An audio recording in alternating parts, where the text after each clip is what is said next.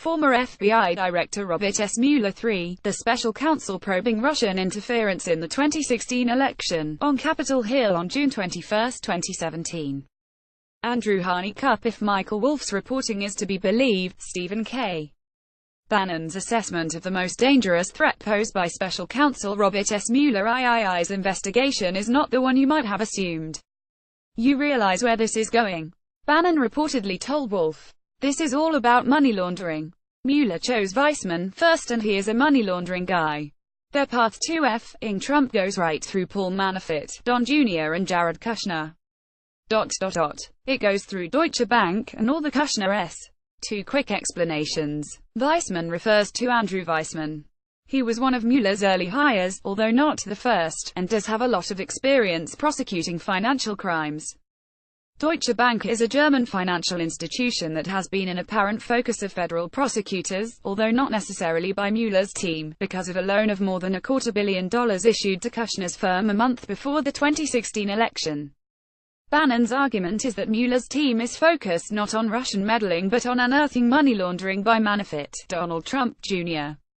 and Kushner that can then be used as leverage against Trump.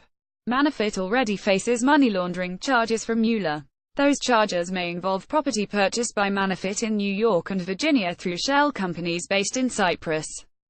Real estate, it seems, is central to the charge Bannon made, given the involvement of Kushner and Trump Jr.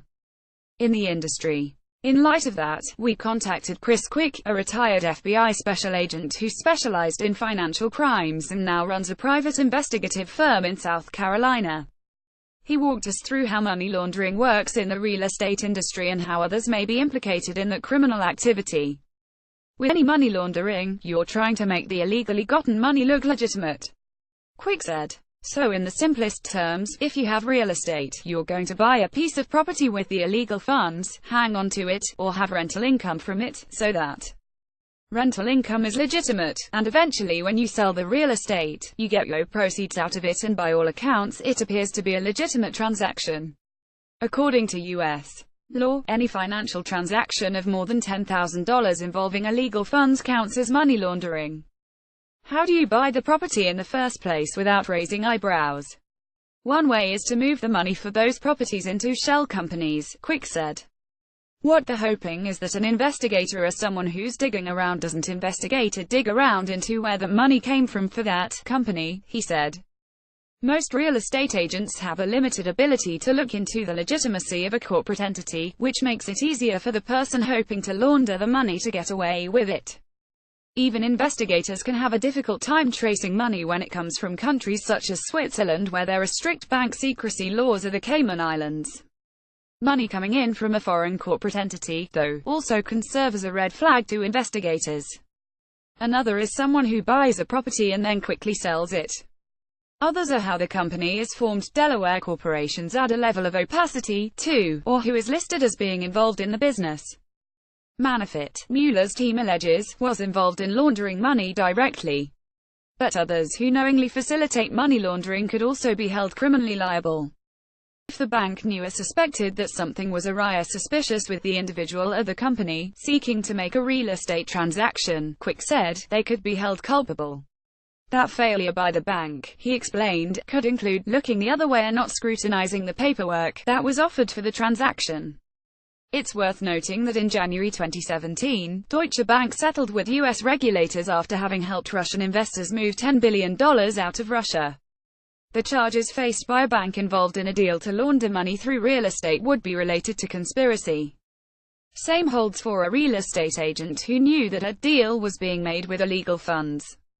Someone who knowingly sold a property to someone who planned to use the property to launder those funds could be indicted as a conspirator.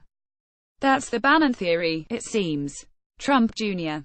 and Kushner could be implicated by Mueller in money laundering either directly or as complicit agents and then leveraged against Trump in some way.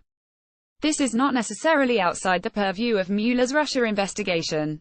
In July, Trump was asked by Maggie Haberman of The New York Times whether investigations into his personal finances were a breach of Mueller's mandate to investigate Russian meddling in the 2016 election. I would say yes, Trump replied. By the way, I would say, I mean, it's possible there's a condo or something, so, do you know, I sell a lot of condo units, and somebody from Russia buys a condo, who knows? That was a more modest description of his business's overlap with Russian partners than Trump Jr. had offered in 2008. In terms of high-end product influx into the US, Russians make up a pretty disproportionate cross-section of a lot of our assets, say in Dubai, and certainly with our project in Soho and anywhere in New York, he said of the Trump Organization's real estate ventures. We see a lot of money pouring in from Russia.